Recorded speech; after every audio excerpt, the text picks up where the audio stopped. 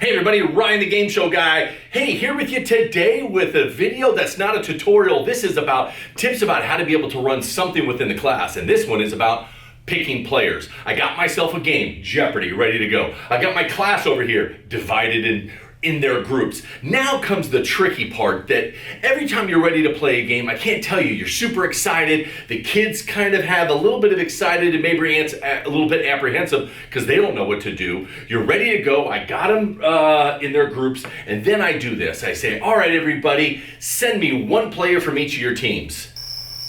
And then crickets.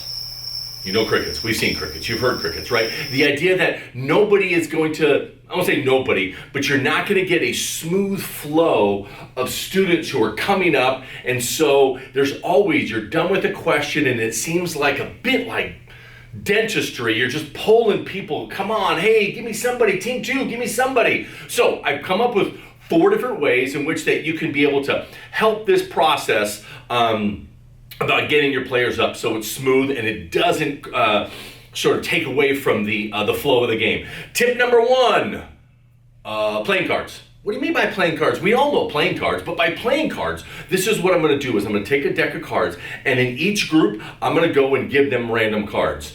Next group, give them random cards. Every player needs to have 1 card.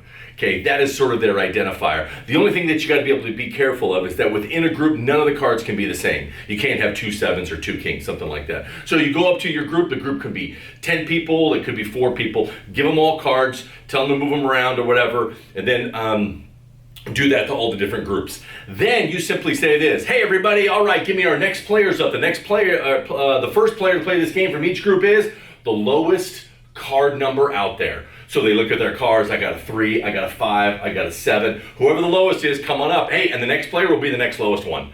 So that way, as soon as the question is done, hey, give me my next players, they know who's coming up. Because that's what you don't want to do. You don't want to be walking around trying to coax who's going to be coming and who's not. That's tip number 1. Tip number 2 is the randomizer. And the randomizer means this, basically.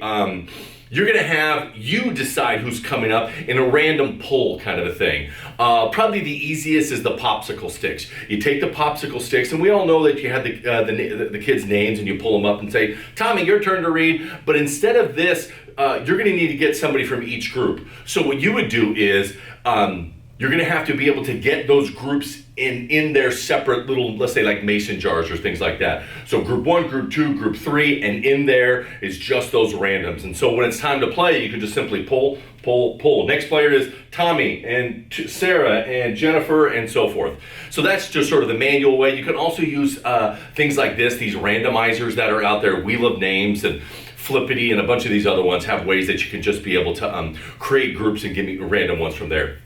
Number 3, this is my favorite because it's the easiest. It's simply just it's the most basic way to be able to do that is once I get the groups all set up, the teams all set up, then I walk around and I simply have them number themselves off. Hey, all right, here we go. So start off your number 1, 2, 3, 4, and they count off the numbers. You say 1, next person, 2, 3, 4, 5, 6. It doesn't however many that it goes, and you can have uneven groups. One group can be 6, another group could be 4, one group could be 8. Doesn't matter because watch what's going to happen. It's just next group 1, 2, 3, 4, 5, 6. Next group 1, 2, 3. All right, now it's time to play the game. Hey, everybody, we're playing Jeopardy. First player's up. Give me first player number 1. Player number 1 for your teams. All right, next one up, give me player number 2. And after that, then you just get the next number. Hey, next number. So if one group has less than others, they just rotate back to the top. It's my favorite. It's the easiest. It doesn't require any props. It doesn't require any setup. You just number them off. Last one's kind of a fun one, but it's a bit different.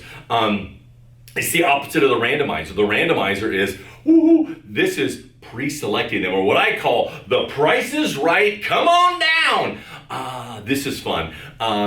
But it's only for certain kinds of games, I guess. Anyway, this is what I do, is I think about the questions and what kind of kids I want playing in those. So this, you're gonna probably have to do your groups ahead of time. And then you go through and pre-select who you want for question number 1, question number 2. I love doing the good old fashioned have the Price is Right, come on down sound effect up. I even get the kids' pictures out of my attendance thing because we got all the little pictures, so I can say, next up is Tommy Jones. Come on, Tommy. Come on down. Do kind of thing. There's a lot of work in that one, but it's kind of a fun little vibe there too. Anyway, those are your 4. Playing cards, randomizer, numbering off, Price is Right. Hey, folks, you have a good time playing and picking your players.